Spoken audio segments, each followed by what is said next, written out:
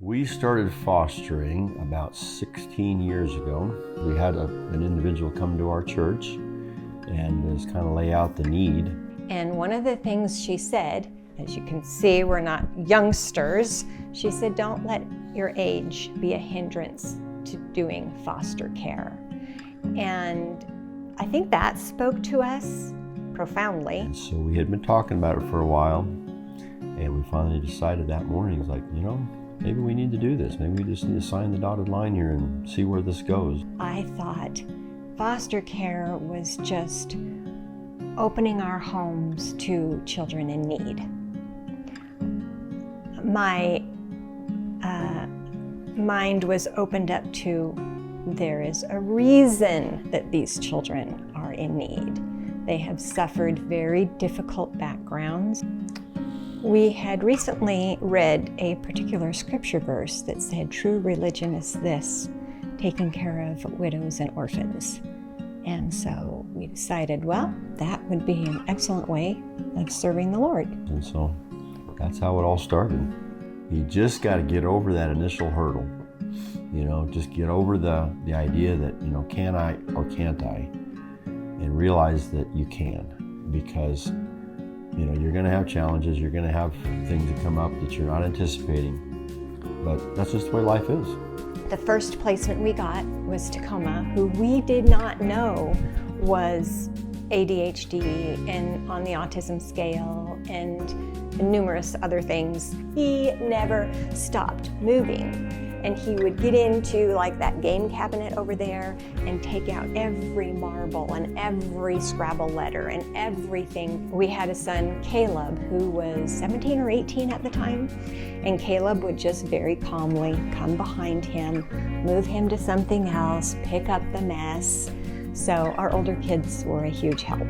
We have just had Mother's Day a couple of days ago, and I came downstairs on Sunday morning to find a bouquet of carnations and a card, a really sweet card. And in the card, he wrote, "Thank you so much for everything that you do for us."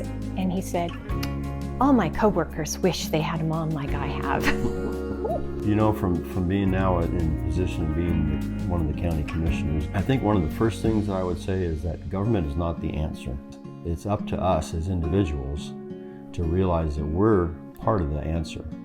We have resources and the government has resources, but when we combine those resources, that's when we can begin to make a bigger difference. You go into this situation sometimes and you think that you're going to be the one who's doing all the helping, who's going to be all the blessing. And in reality, it's quite the opposite, because they end up blessing you more than you feel like you're blessing to them. And I've had people say, well, where would these guys be, if you guys didn't step up and do this? And I was like, where would we be if we didn't have them in our homes? I can't imagine our family without these guys. Now, years later, it's just been a huge blessing to have us be a part of their lives and for them to be a part of our lives.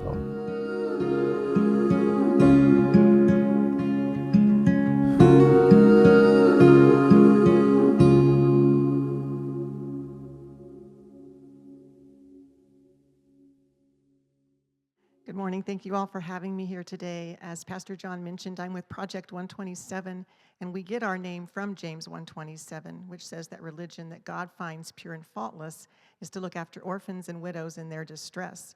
We actually did 5 of these videos with 5 different foster families in our community. It's part of the Fostering Hope campaign. But I show this one in churches because I think Craig and Leanne did a fabulous job of speaking to Christians about what God has called us to do. And I didn't even coach Leanne. I was sitting there when she just started quoting James 1:27, and I thought, this is the keeper line right here. This is for the churches. Child abuse is a difficult situation, and I don't know anyone who is more of an orphan today than a child who's been abused or neglected, removed from their home and placed in foster care. They certainly are the orphans of today. But the church is bigger. When I was here last time, I think I told you that we have about 45 kids on average in foster care in any given month.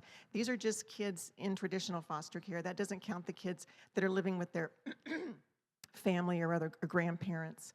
And we have 16 foster homes in Delta County. I think I shared last time how many churches we have in Delta. Pastor John can't answer this question. Does anybody know how many churches we have in Delta County? Any idea? Any guess? 12. Not even close. Very close. 48. So we have 48 churches in Delta County. If every church just had one foster family that stepped up and that church wrapped around that family, we would have more than enough. And not only to care for the kids, but to bring them into church and to lead them to the Lord. So if any of you here have been thinking about that, if God's been talking to you about that, if something in this video has spoke to you, I will have a table afterwards. I'd love to talk with you. We have 4 different info sessions throughout the summer. They're all virtual. You can just do them from the comfort of your own home and learn more about the process to become a foster parent. But for those of you who aren't feeling called to foster, and I would say most of us in this room aren't called to actually foster, we don't get a pass on James 1:27. It was 1 Peter 4:10 that says we should use the gifts God has given us, excuse me, to serve others. So whatever gift you had, it can be used. There's a man who is in the Aurora church where Project 127 was started 22 years ago. To this day, he still mows the yard of every foster family in his church. And I think any of us here over the age of 12 can certainly do that. If you have a foster family in your home, there are ways we can help you support them. We have a 4-hour training that's part of the whole foster care training where the foster family can bring their support team in and they learn about what do foster families need. But even if you don't personally know a single foster family or a foster child, there are ways you can help through CarePortal. And CarePortal is an online portal where caseworkers that work with these kids can put a need in the portal and it automatically goes out to all of the people, the churches and the individuals who have signed up, and you immediately know there's a need. If you want to meet that need, you click on it, and then everybody else knows that need has been met. I'll give you a couple examples. The very first one we had, we started CarePortal in end of July last year, and the very first request was for grandparents who just took their 5 grandkids in. So they went from a family of 2 to a family of 7, literally overnight.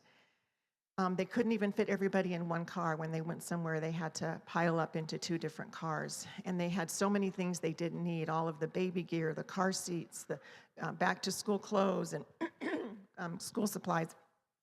So we put it in, and within about a week, we had gotten a total of $350 of gift cards for them to be able to go and purchase the items they needed for their kids, just like that. There was a young mom who had, her kids had been in foster care for about 1.5 years. She had been clean and sober for 1 year. She was working her treatment plan. She was gainfully employed, and she was about to get her kids back. And so she had to rent an apartment large enough for all of them. And by the time she did that, she didn't have enough money to get her to her next paycheck to cover food. So we had a church who had a food bank, and they brought 3 or 4 boxes of food to her, and several other people that went in and bought gift cards at City Market to help her. So very tangible ways. Anybody can do it with as little as $10 or a caring heart. There are things that you can do to serve these kids and these families. And I just so appreciate your pastor and his love for the community and for children. And he was the first one to invite me to come speak at your church last year on Mother's Day, invited me back a second time without me having to ask him. I was just some stranger that moved here from Grand Junction about 1.5 years ago. I appreciate the heart that he has for this community, and I thank him for giving me this opportunity.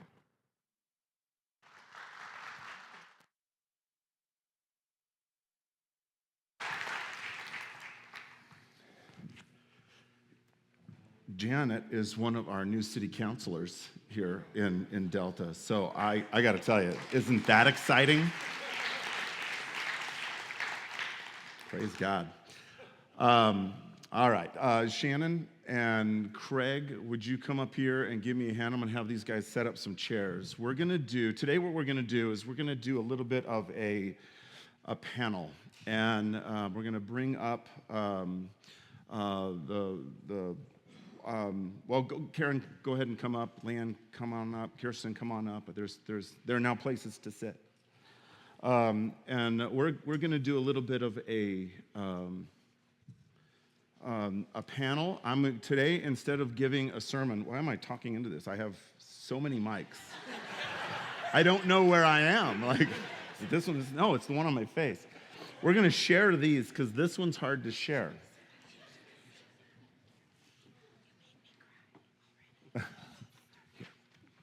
We're going to kind of have a couple of mics out here. Nope, that one's mine. You're going to have to scoot down one, and I'm going to sit here. Where's he sitting? I'm sitting here.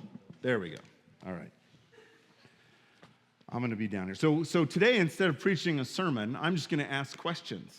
It's going to be great, and I'm going to try to I'm going to try to manage time. Keep this moving along. And that took a while. I mean, yes, should we laugh? I don't know if we should laugh. But what I'd like to do, all these couples and all these people have been involved. Sorry, I don't know.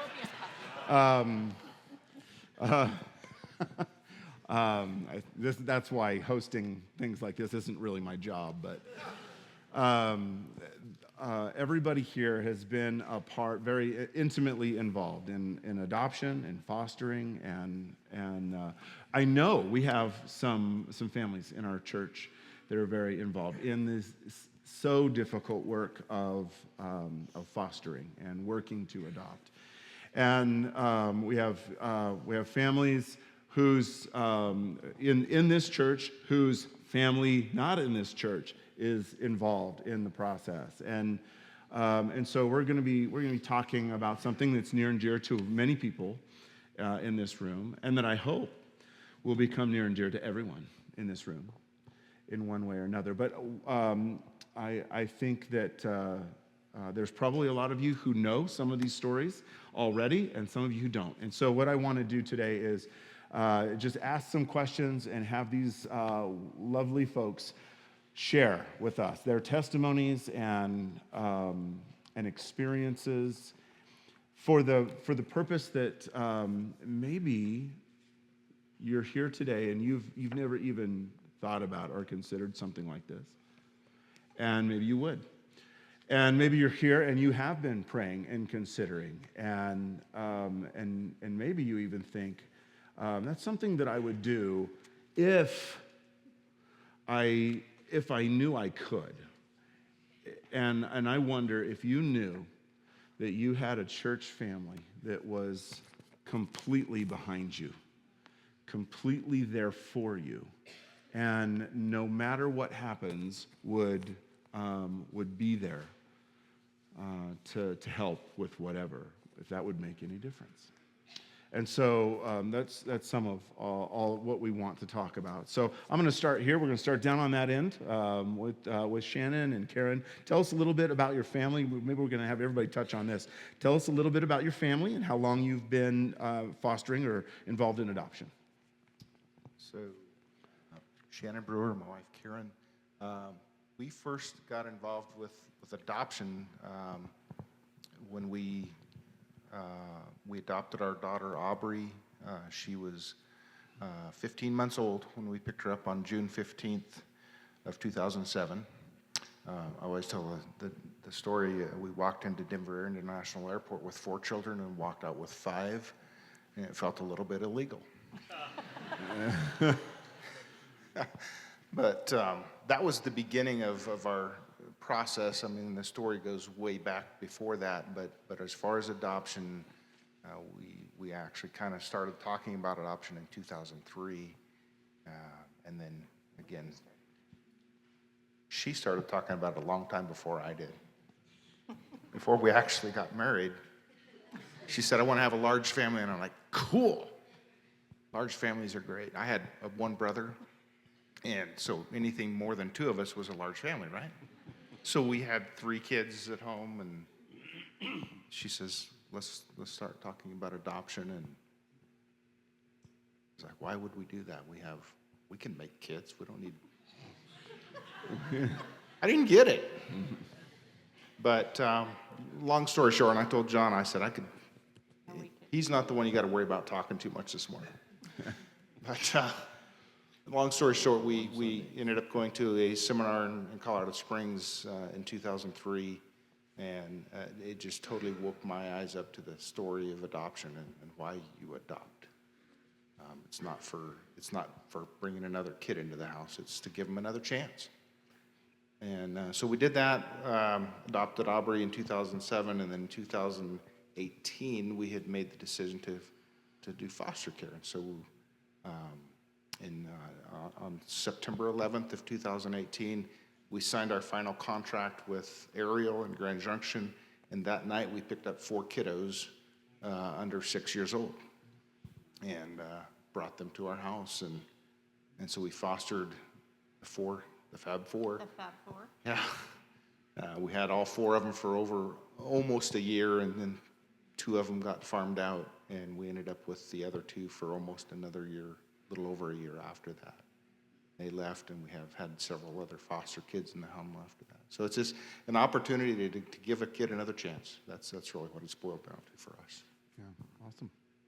Leanne, I'm going to ask you this one. Before fostering or adoption was on your radar, what did you assume it would be like?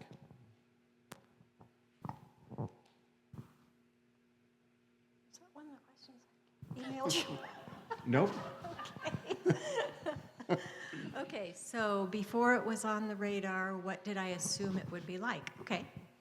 I assumed it would just be opening our home to a child in need. But the children are wounded deeply sometimes. And so it took a lot more of me than I thought it would. So, but it's been good, you know. We have seen some beautiful growth in all of the kids that we fostered and adopted. And at one point, Ariel called because they, you know, when you're going through an agency, there are always things that have to be done, kept up to date, whatever. And so they called and something about pet records, immunization records. So I said to Craig, okay, Ariel needs some immunization records. And he said, you know what? Let's just have him close our file for right now. We cannot adopt every child that comes into this home. So that's when we closed the file. But yeah, it's been a grand adventure. Yeah. And Craig, what were some of the, if there were any, what were some of the fears or hesitations or misconceptions that you had before this process began? You know, I guess one thing that I would say is we came into this whole idea of, we had certain assumptions that, you know, these kids would, you know, you bring them into your home, you treat them the same way that you've treated all your kids, and that everything would be the same. They would just naturally flow with the flow that came that was there when they got there. And in many cases that can be true, but we found out that it's not necessarily that way, right? These kids are different. These kids are unique. They're incredibly special. There's no argument about that. But just the thought of, okay, just because they're in this house doesn't necessarily mean that they're going to follow the path that everybody else followed. And so that's been an eye-opener for us. And again, it was an assumption that wouldn't necessarily be that way, but that's certainly the way it's turned out. And we're all unique, right? Every one of us is made in God's image, but we're all uniquely fitted for where God has us and where he's going to take us. And so that's where these kids are at. They're unique. We love them to pieces. And, you know, God's got this. He's had this since day one. And so I have no reason to believe that he's not going to continue what he has started. Amen. All right, Kirsten, this one's for you. What was there any particular moment or conversation or scripture or experience that God used to stir your heart to take this step? Yeah. I think I can't tell you the number. It was a Tuesday, December 2004. And I was home in the afternoon, which was unusual for Tuesdays. And I won't even tell you that. Got to see a clip of a documentary called The Dying Rooms. And it was a documentary about orphanages in China, where little girls who the orphanage determined were unadoptable because they had a birthmark, or they were too old, or they had a patch of skin that was the wrong color on their cheek, they would lock them in a room and starve them to death. And the documentary happened because some Americans, well, they might not even have been Americans, went in with cameras tucked in, like secret cameras in a bag, and were given a tour of the orphanage, and they were taken into this room. And in the room, there was a little girl, maybe 7, 6, I don't know. You could see, literally, she was laying on her back, unclothed. You could see every bone in her body. And it broke me. Obviously, like, I can just tell you about it 20-some years later. And that night, I think I sobbed all day. And that night, laying in my bed, I yelled at God out loud, "Why don't you do something?"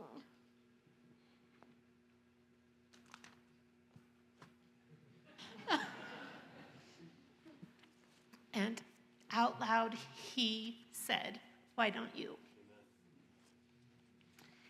Which I then answered, because I'm kind of a smarty, "Because I'm not married." And he said, "Who cares?" And so I did. Praise the Lord. Okay. Jen, I'm going back to you now. What was it that opened your eyes to the need for foster families and adoptive families? Yeah, so I said in 2003, Karen and I went to Colorado Springs and took part in a weekend that I will never forget, but it was called If You Were Mine. It was put on by Family Life Today. And like I said, I wasn't on board with adoption. She was. She invited me to a weekend in Colorado Springs. I'm thinking, weekend without kids. I'm pretty slow, so I'm just be honest with you. By the end of the first night, I was a puddle, kind of like Kirsten is right now. Sorry. To hear the needs of kids around the world, and to understand that you're giving them an opportunity to come into your home and show them a picture of Jesus. And so we went back for the second part of the seminar on Saturday, and by the time we walked out the door, we knew that God had a plan for us to adopt. And so Karen set up an appointment with an adoption agency. We knew a family in the Ukraine, that missionary couple, and we thought we could do a Ukrainian adoption, go see George and Lois, be like, perfect. That was our plan. That wasn't God's plan. But we met with an agency. We had a meeting set up with a lady from the agency. She did Ukrainian adoptions. We drove to Denver. We had the 3 boys, our older 3 boys. And so we were going to go meet with the lady. And while we're over there, of course, we have the 3 kids. And so we thought, well, we'll do something fun for them while we're here. So we went to the zoo. And we walked through the zoo and did all the fun stuff and all the things that I don't like monkeys. And we're walking out of the zoo. I've got my youngest son, Austin, is in a stroller because he's a wanderer. So you had to keep track of him. And then the other 2 boys and my wife, and as we're walking out of the zoo, audibly in my head, now I know no one else heard it, but audibly in my head, I heard, "Your family's not all here."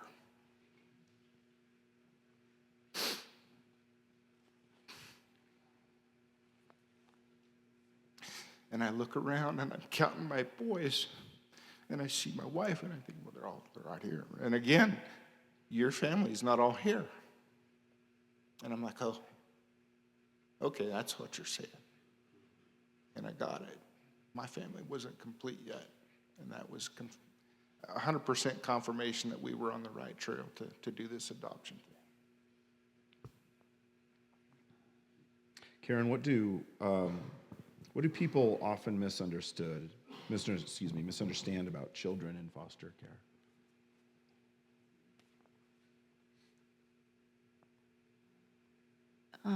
Kind of what the Fuller said is they show up to your house and you think that you're going to love them and it's just going to fix all their problems, but they do come with a unique set of problems depending on the kiddo. When the Fab Four showed up, they had no common words for food that they didn't know what a green bean was. They didn't know how to play. They were feral. And so we spent time teaching them how to play with a toy, how to interact with each other in a way that was not hurting each other, how to sit at a table and have a meal. They had never done that. When we went out with them in a car and they saw a police car, they would hide and be scared because they had been used to hiding from the police. And you don't understand all that till you live with it. And so teaching things that you're not used to having to teach, loving them through crying when someone doesn't show up for a parent visit,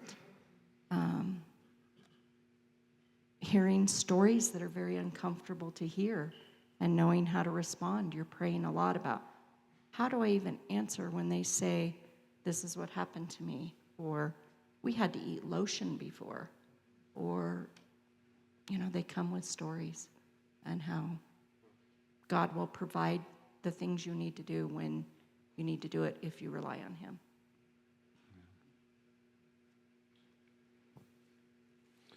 Leanne, I hope you don't feel like I'm picking on you. What do you wish every Christian understood about foster care and the foster care system?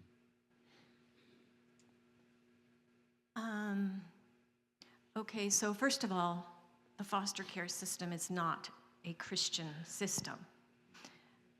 So you can't go into it thinking that you're going to have all sorts of, they don't have the same morals and ideals that you have. However,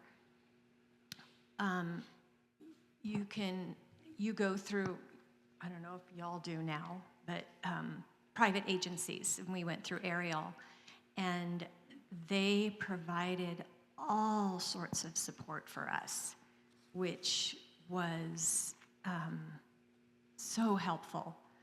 One simple thing was we had to go to monthly meetings, trainings, they called them, and so the kids are off in another room with caretakers, and you're with parents that are going through such similar things that you're going through. And so, the topic may be something about nurturing and rocking and how it's beneficial or whatever, but just being with other people and a lot of them are Christians, and so you're getting support from those people rather than, the system or whatever. So even though the foster care system is not necessarily a godly system, you still do get lots of support that was very helpful to us.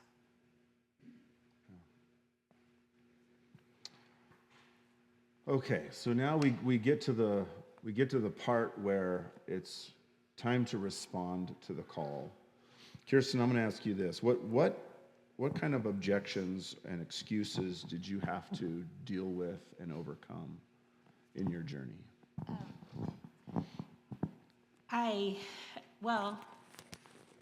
You kind of have to go in, because of my situation, you kind of have to go in with this knowledge. I think that family, the way God has set it up, is super important. That every kid needs their mom and their dad. And so it was my first objection, right? I'm not married, so why would you even ask me to do this? And so I really had to deal with that I'm not adopting because I want to have children. I'm adopting because this is what God has put on my heart. It's two different things. And so it was something I wrestled with for weeks. I did a lot of talking to people who attended our church, asked their opinion, people that I had either grown up with or known for a while, asked them to pray about it, just wrestling through this whole, can you do it? Is it the right thing to do? And I know all the statistics about children and growing up in single homes. I teach them to parents. And so it wasn't anything I took lightly, but I had a couple of Christians who attended our church who told me that I was sinning, and that this decision to adopt while not being married was a sin, and that it very well could bring judgment against me and my children's ministry and our church. And it sideswiped me for a really long time. In the whole scenario, it really wasn't that long, but it was days and nights. I wasn't sleeping, and I was talking to people, and just trying to work it out. And again, God doesn't talk to me out loud all the time. You would think the way I'm going to tell you my testimony that he does, but again, I'm laying in bed, not sleeping, and wondering how I do this, because I really believe that this is the road God is leading me down. And he's like, why don't you read it in your Bible? Maybe you should open your Bible and just start reading. And I'm like, okay. And so I did, and very quickly, starting in Genesis, found the first adoption story. And I started in Genesis, it wasn't there. Got to the book of Exodus, and the first adoption that is talked about happens in the book of Exodus when Moses basically gets foster cared and adopted, right? By Pharaoh's daughter, who was not married. And God did great things with him, right, as a grown-up. And it kind of just gave me the freedom to just continue walking. And don't think I was like, okay, this is it, we're going. I pretty much tested God on every single step. I became Gideon.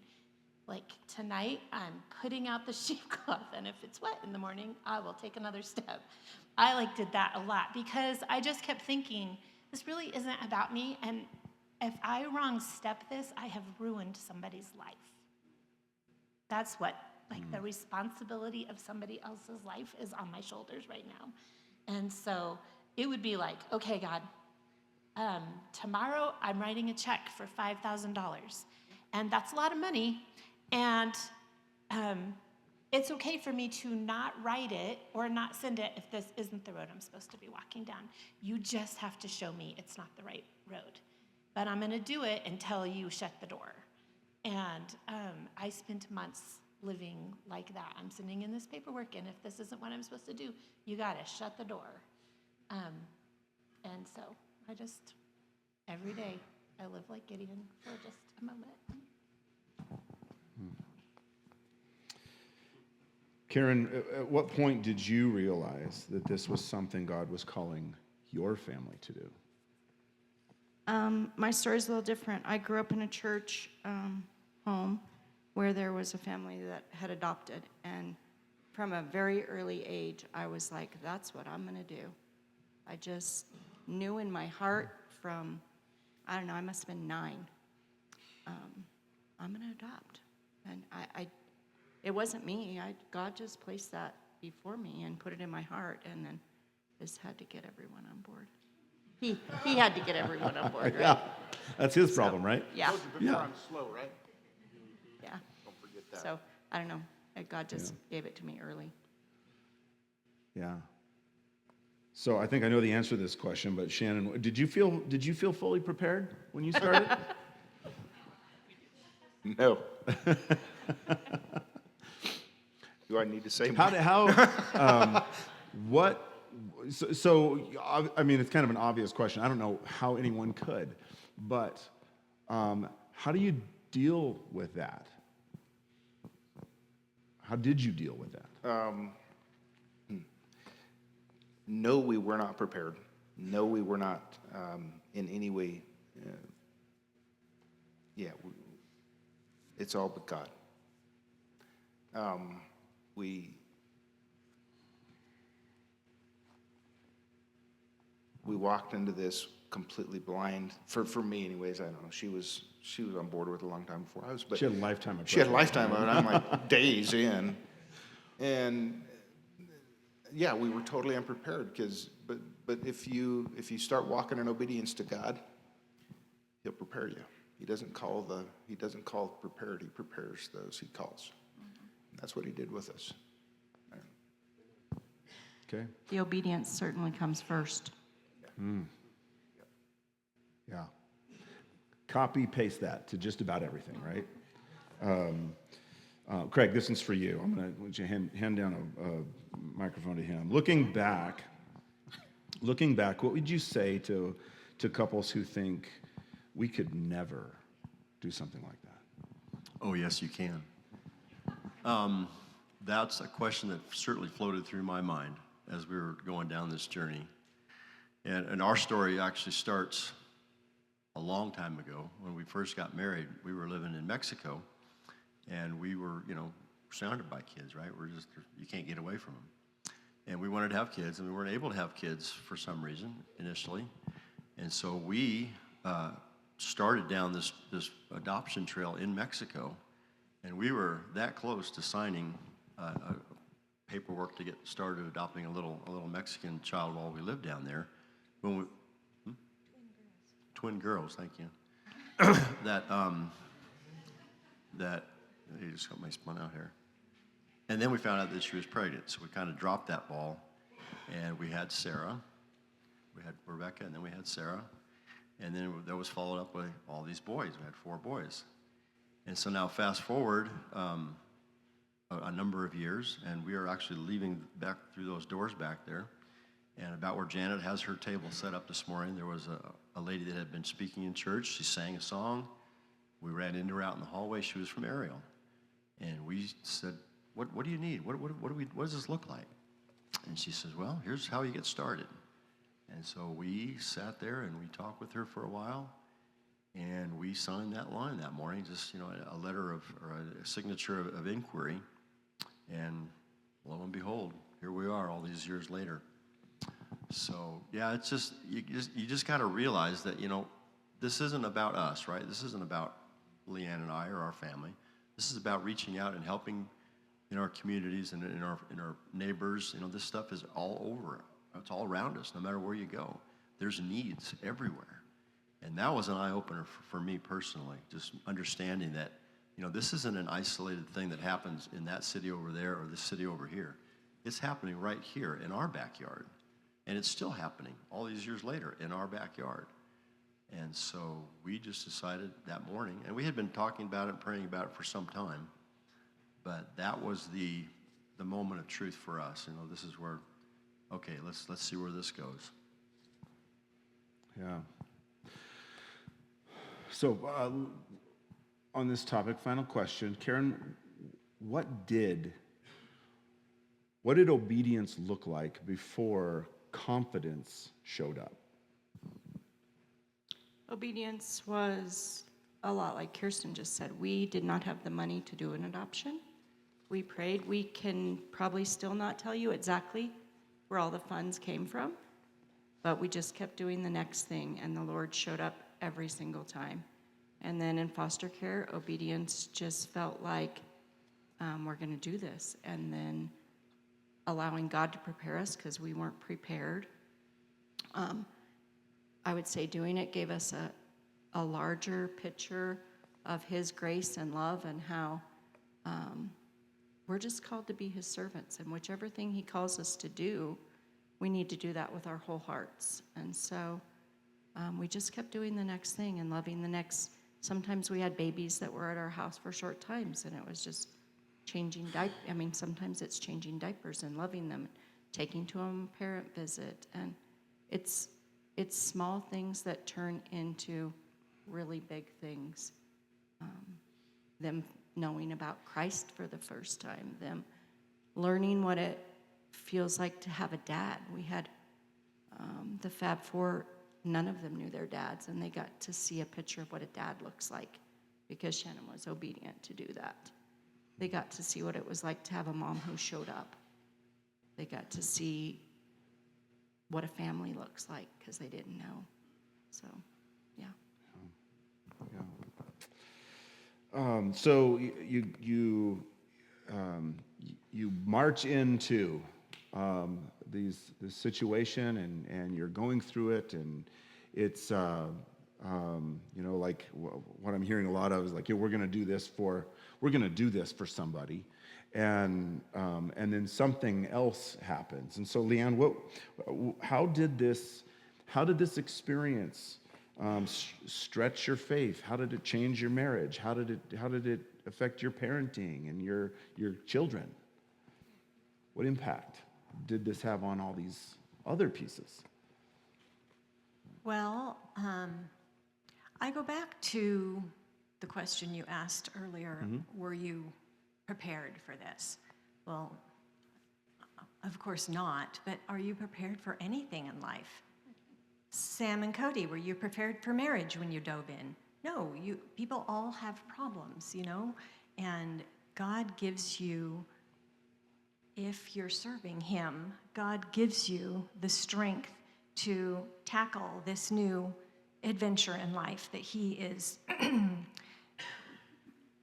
putting before you. Now, what was your question? It doesn't matter.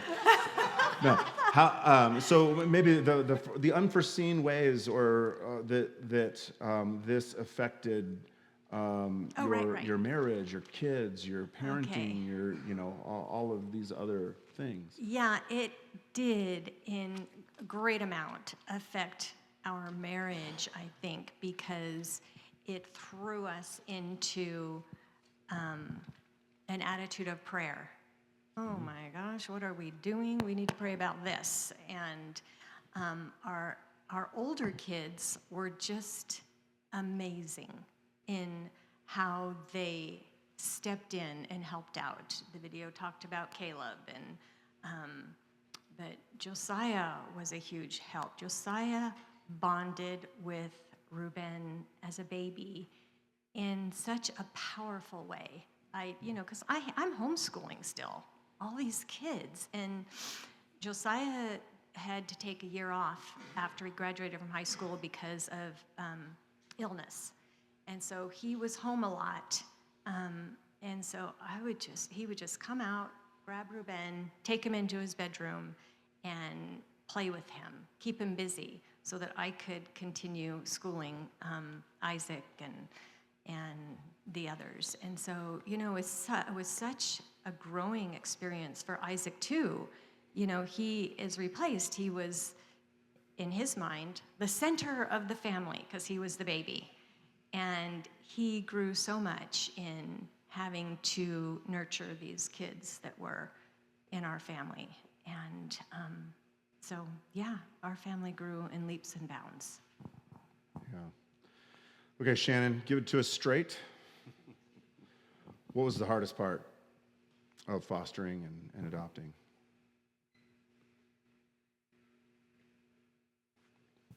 I'm going to ask you that one, dude. I'm not sure how to answer that. So with the Fab Four, two of them, I said, was after a year, two of them were placed in other homes, and we had the oldest, and we had the third boy still living with us, and it went to a court hearing where a judge was going to make a final decision on where these kids were going to live, and the hardest day of any day that I can remember in my life was the day that the judge, so number 3, sorry, told you. That's right. Karen shared earlier, we had the Fab Four, all 4 of them, same mom, all 4 of them had different dads. 3 of those kids shared the last name of their father. Abel, which was the number 3 boy, didn't have his dad's last name. He had his mom's last name. So he didn't have that little nugget of a father even on his name. And so I sat at a Tres Dias weekend and I heard another pastor talk about foster care and adoption and how we're called to love orphans and widows, and to be able to give a boy a last name, man, it hit me like a ton of bricks. And we wanted so bad to adopt Abel into our home and give him a last name. And the day came that the judge made that call that he's going back to the grandparents' home where they were actually at before they got placed in our house because they didn't provide a safe place for him to live. Those kids, 2 of them ended up going back to those grandparents' home. That was hard. She called me on the phone, and I could barely even understand what she was talking about. But I've never lost a child of my own to death, but I have lost that little piece of Abel. Got plucked out of our lives like a tooth that got pulled that really didn't need to get pulled. You ever had that? That would suck, and this sucked. That was the hardest day. Yeah. What about you, Craig? The licensing for our family took a little bit longer than I had anticipated, mostly because of our particular situation, because there's rules in that whole foster care world that says you have to have, so many square feet per kid or per person in the house, bedroom space and all that. So we literally had to wait until Jacob went off to school. And so then that took us to the next level. By the end of the year, we were officially licensed. And on January the 10th, we got our first placement. And as part of the foster care system, a licensing procedure, they had asked us, we are an agency that specializes in foster care, but every once in a while, it's very rare, but a child will become adoptable. Would you be open to that idea? And we both looked at each other and we said we certainly would pray about it. We'd look into it. Absolutely. Well, the very first placement we got was a young man by the name of Tacoma. He never left. He's still around. And I chuckle about that today, and I think, that's interesting. But it's a different world, right? It's just understanding that, like I said earlier, it's everywhere. It's all around us. And so the hardest part for me has been just understanding this broken world that we live in is in such dire need. You don't have to go very far to find the answers, the question, I should say, that is there somebody nearby that needs our help? The answer is unequivocally yes. It's probably across the fence from you. And so, for us, I guess that was the biggest eye-opener, just realizing that there is such need. It is literally surrounding us. And so don't let the amount of need overwhelm you. Just understand that there's processes, there's mechanisms in place to help. And, we can all, like you said earlier, Janet, we can all plug in some meaningful way. There was no CarePortal available when we first started this journey. And, bunk beds would have been real handy, right, early on. But, we just had to call friends and neighbors who came through.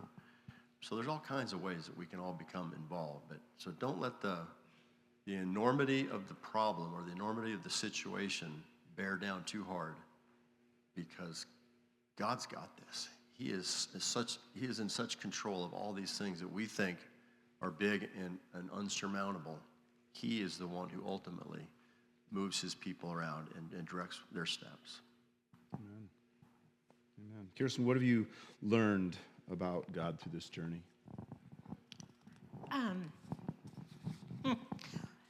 A lot. I think probably the biggest thing I learned was that he never walked away. Like Reagan and I, she's 20 now, and she's living in Denver, and that's weird. But we get to talk on the phone, and a couple of weeks ago she said, I think I made a mistake. And I said, why do you think that? And she, whatever, tells me. And I'm like, Reagan, we prayed about this. You prayed about this. And throughout your whole entire life, people have prayed for you. And we have prayed about decisions being made. And God has always come through, right? He's either it's been a resounding no, you're not doing that, or it has been, open door after open door after open door about things that we prayed for. Like, as soon as I decided, yep, I'm doing this, and this is what God told me to do, the very first thing I did was sent out 20 letters to family members and people from our church who I knew would pray, like faithfully, not just like, help Kirsten, but like would pray every day. And I just said, I'm not going to send these often, but I'm going to send prayer requests to you by mail, and I'm just asking that you would pray. And right now we're praying for a baby that maybe like hasn't even been born yet, right? Like maybe, and so I did that. That was like the beginning of 2005. Sent out prayer requests. I would say my paperwork is going to immigration services because Reagan is from Kazakhstan, and so all of that clearance had to be done before I could bring her back in. And I had gotten on to old school boards, and it was taking people 2 or 3 years to get immigration service clearance. Like, that's a really long time, and I am like, I don't know if I can wait that long. I mean, of course you can, but, right, 3 months. I got mine back in 3 months. And people are praying, and then I'm like, well, now we're waiting to be assigned a baby. And part of the reason why I chose Kazakhstan was because you could adopt a baby that needed to be adopted at 6 months.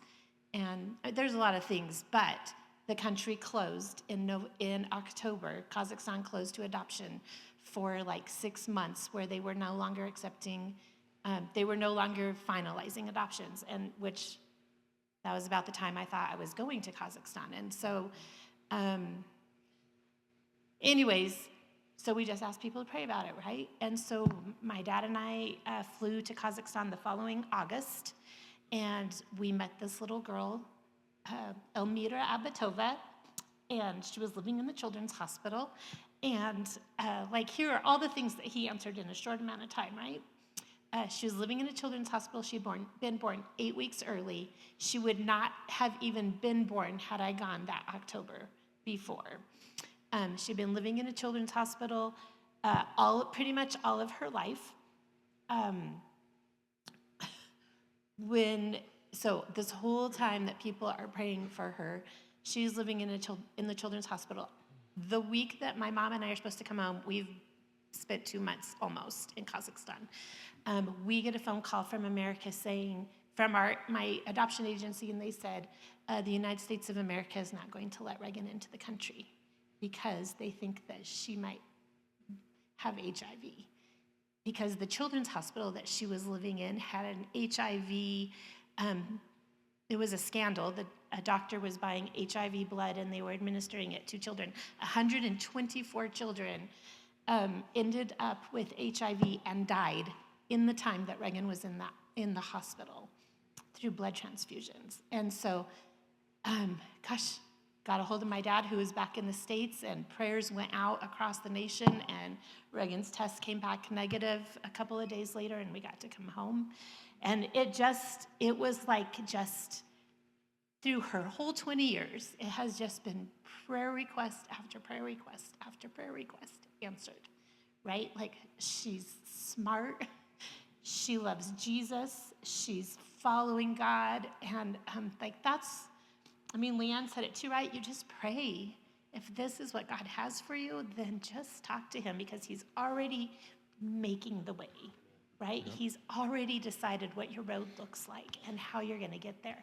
And he has put a church family, that's what it is. Like I often say, I did not raise Reagan. Like she lived in my home, but she was raised by a very big family, right? My mom, my dad, she has an aunt and uncle, but she has like 2 Uncle Erics and an Uncle Rob and an Aunt Tracy and Grandma Pat. And like she was raised by this huge family, and they are all people who prayed for her throughout her life. Yeah.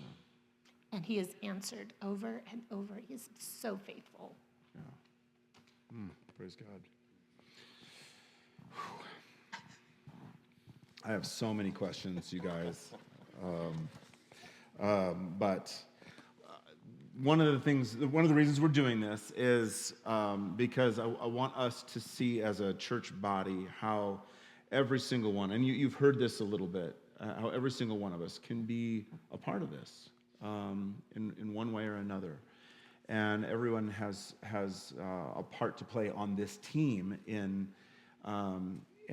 the lives of, especially in the lives of our brothers and sisters in this church who are in this ministry, who are doing this, who are going into this battle, and this is super important. So I want to ask, I do want to spend a little bit of time on this in terms of when we talk about how the church how the church gets involved. How do we do this? I mean, folks, this is how Rome was turned upside down. It was Christian families in the Roman Empire going to the mountainside, saving children, and no one else was doing it. And eventually everyone saw the difference that Jesus made, and it changed the world. It changed the world. So in doing this, Karen, I'm going to ask you this question: how can the church sometimes unintentionally make this harder?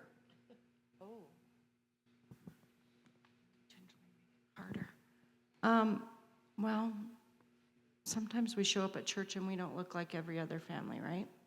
We have a crying kiddo, we have a kid having a meltdown, we have it's not all pretty sometimes. And sometimes people look at you like, why don't you have it together?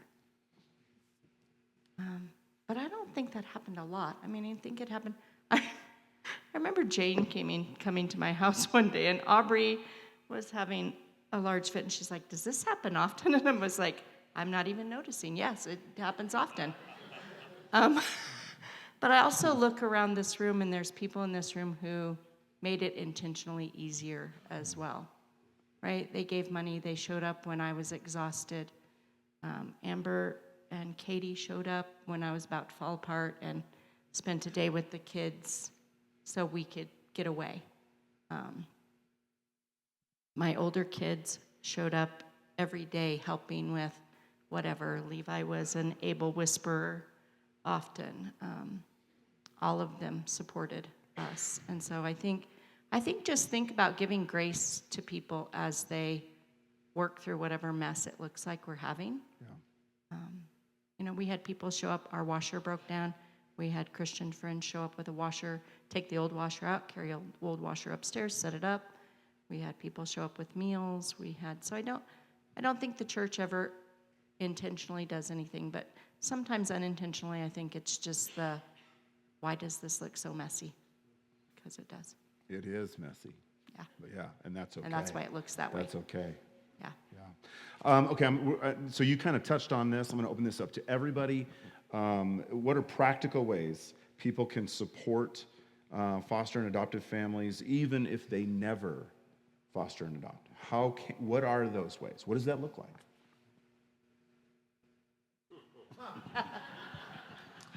Well, these two ladies stole my closing thunder, where I was going to say, this is not about us, right? We're just families that are up here talking about this because we're mixed up with it.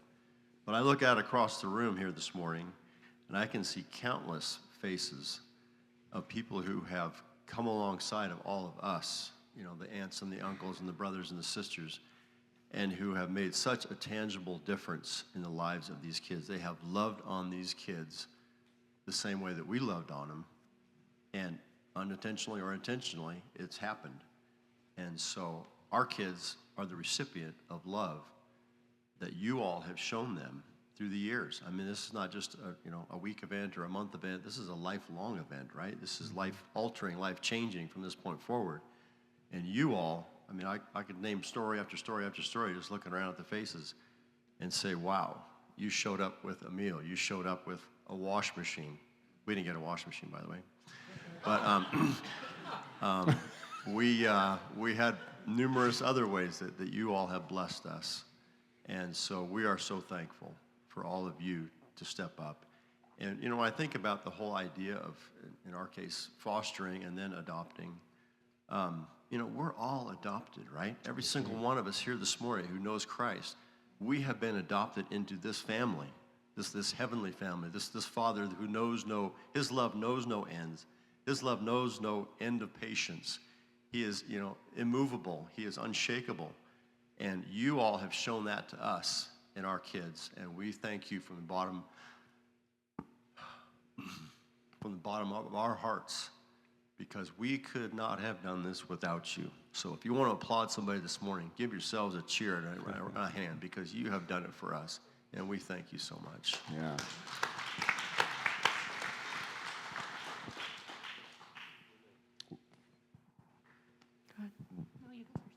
I was going to say something about Kirsten. So Kirsten was always an encouragement to me, right?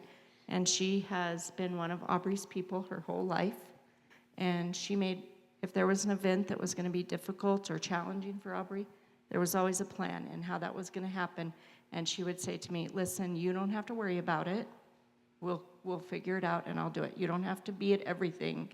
And so that gave me sometimes to breathe and take a step back, because I knew if Kirsten said she was going to handle it, Aubrey was going to be happier that Kirsten was handling it than if I was there, because she's one of your people for sure. Thank you. She's one of my people. I think as a church and as people maybe who are considering fostering or adopting, I think, or if just being a church member and sitting next to somebody who is, sometimes we think that God called us to fluff, right? God just called us to do the easy stuff, soft stuff. But he didn't. God called us to do hard stuff. And it wasn't so that we would be heroes or like people that sit on a stage that everybody looks at. It wasn't about that. It is about him, that he would be glorified through this. And I like, out of anything that could have possibly happened in my life in the last 20 years, there is nothing more that makes me know that God has been working in my family, right? There's nothing, not even through children's ministry and the kids that I work with, there's nothing more that makes me know and see that God is working through my family.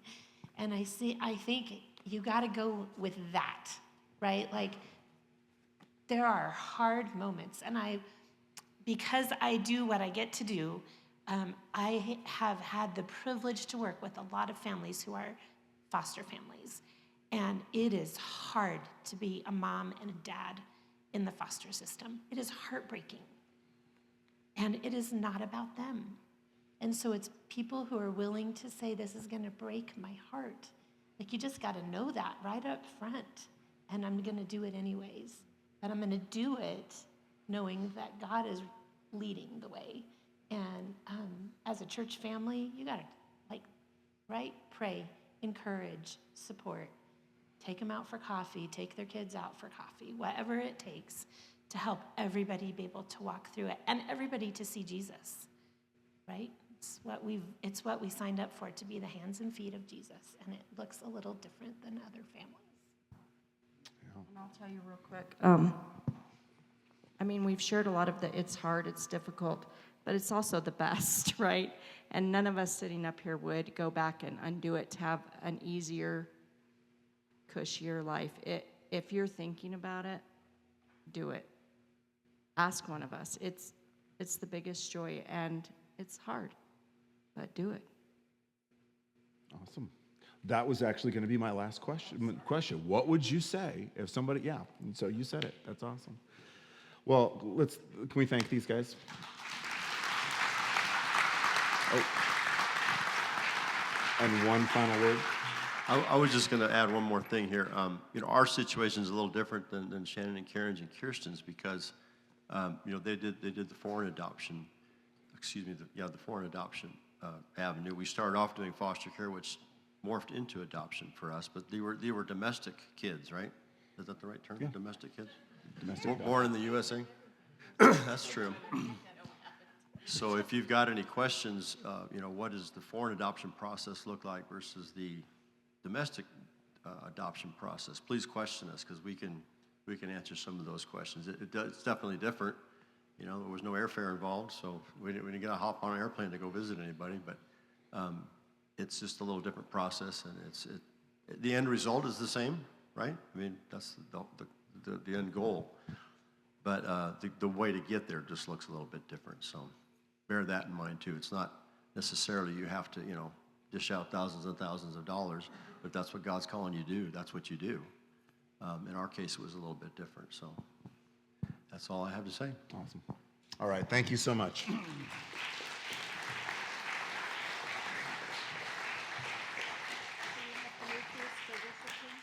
Oh, we'll get it in a second. Yeah. Actually, we will. This will be in the way of the worship team, but I'll just move aside. Yeah. Thank you. So, just in closing, I want to say we have just a tremendous opportunity. A year ago, we started this process, got our church signed up for CarePortal. We got a few, there was several people that signed up to be on this list. And just to let you know, here's just functionally, here's how it happens. A need comes in, and it gets written up in that system, automatically gets emailed to everybody who is signed up for the church. And it might show up and it might say, here's the need, $65. For a parent to be able to go see their child, needs a ticket, and if you want, you just click on a button and you can support that. It might say 100, it might say 750, it might say 1,200, but to respond to that, you can be whatever part of that you want to. You got $10 a month to throw at this, great. You can pick the thing you want to put $10 on. Or if you've got more, less, whatever, you can get involved in whatever you want to get involved in. So what I'm telling you is I don't think there's any reason that every single one of us can't sign up to be someone who is supporting people who are doing this work. We've got people in our church who are fostering to adopt and working to adopt. And I'm telling you, some people talk about me as like full-time Christian ministry. That is full-time ministry. And I want you to know, if you're in that, if you're in that work, we so appreciate you and love what you're doing. And I don't want you to think for a second that you are alone. That I want you to know that this church is behind you. We just need to know. That's all we need. We just need to know. And I know there's so many people in this church that want to come alongside, want to help, want to encourage. Just need to know. And so I want to put that out there. Don't just rush out today, but get on that list. It's not a contract. You're not signing up for what you're just going to get information. And so I just want to encourage you to get on that list.